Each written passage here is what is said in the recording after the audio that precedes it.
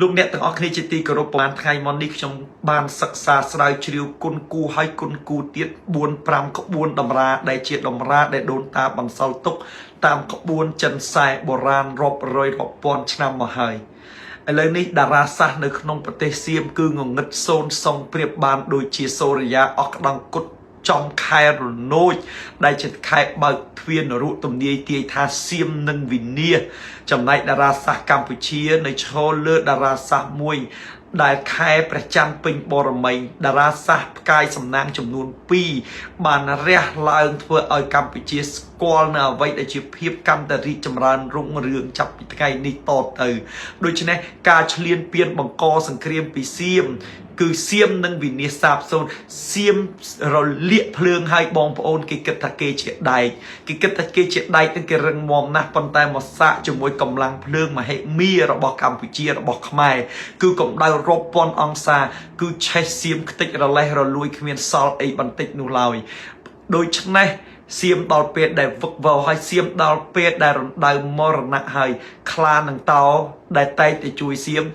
នឹងស៊ីសៀមឲ្យខ្ទេចគ្មានសល់ឆ្អឹងនោះអ្វីគ្រប់យ៉ាងភាពល្អប្រសើរកម្ពុជានឹងរុងរឿងកម្ពុជានឹងឈ្នះអស់មាសត្រូវដូច្នេះសៀមមិនអាចឈ្នះកម្ពុជាបានទេបើសៀមមិនបញ្ឈប់សៀមនឹងខ្ទេចខ្លាំងរហូតដល់ក្រុងបាងកកទៅទៀត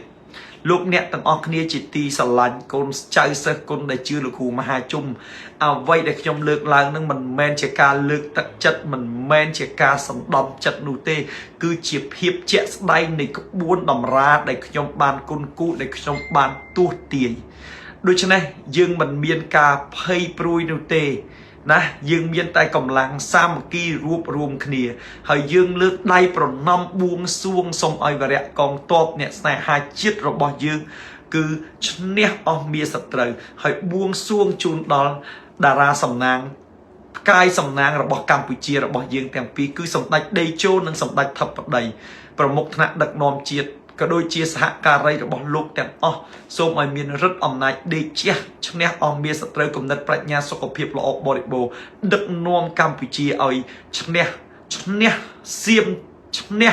នៅប្រចាំមិត្តទាំងឡាយដូច្នេះអ្វីដែលខ្ញុំបានលើកឡើងដូចខ្ញុំបញ្ជាក់ទៀតខ្ញុំគុណគូមើល4 5ក្បួនតម្រាដែលជាតម្រាបុរាណរបស់ចិនដូច្នេះយើងមានក្តីសង្ឃឹម100%ដោយសារយើងមានផ្កាយសំណាងទាំងពីរឥឡូវនេះគឺចៅសៀមឈ្លានពានកំពុងតែវឹកវរហើយវឹកវរលើកនេះមិនមែនវឹកវរធម្មតាទេនឹងប្រេះឆាដល់ទៅនគរទាំងមូលតែម្ដងអ្នកសម្ដែងធ្វើល្អលាក់លែងចំហើយ2025-2026គឺជាឆ្នាំលាតត្រដាងការពិតនៃយុគ9